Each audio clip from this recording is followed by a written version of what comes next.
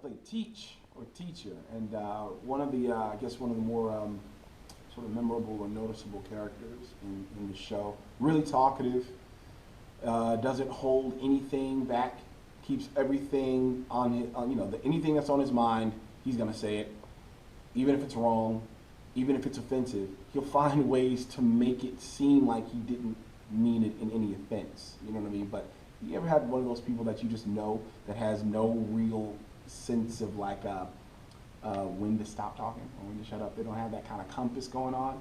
Teaches that guy. But 9 times out of 10, though, he has some pretty interesting stuff to say. He's big time friends with Don.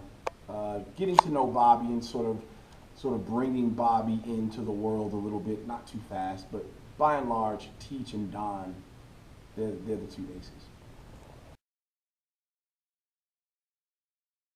I was introduced to David Mamet about 7 or 8 years ago doing a show called Glengarry Glen Ross. I was cast as Ricky Roma, and I fell in love with the way that he writes characters, the language that he uses, the ways that he'll spin a phrase, things that I might think about in my life, but I can't. That's why we have writers. I can't always put together the right way to say it.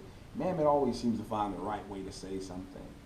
As far as this piece is concerned, when I first read it, I thought about friendship.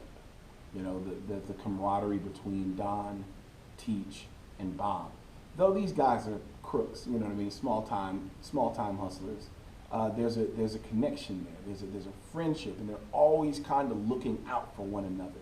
Even in some of the most, moody parts of the show, they're always looking out for one another and always trying to make sure that everyone in their little small circle understands and knows what's coming up next.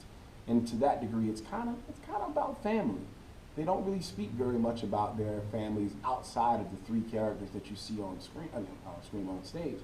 But yeah, I think that's what this show was about for me when I first read it. Like, just family. Like, these are my boys that we're gonna come up with this crazy plan to do it, and only we can do it together.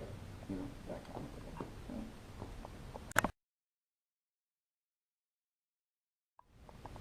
I hope audience take away a sense of fun. I know that's a real general term, general word, but fun. A lot of shows that have a certain sort of language vocabulary can turn people off.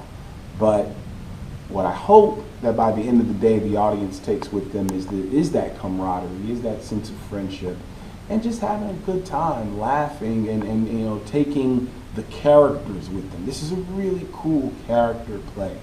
And so, for my part, I hope that when the audience is, getting in their car and heading home and talking about what was going on, that they just had a good time from the start to the finish with the story that was presented to them, this sort of caper story, which I'm a fan of caper stories, so hopefully the audience is too.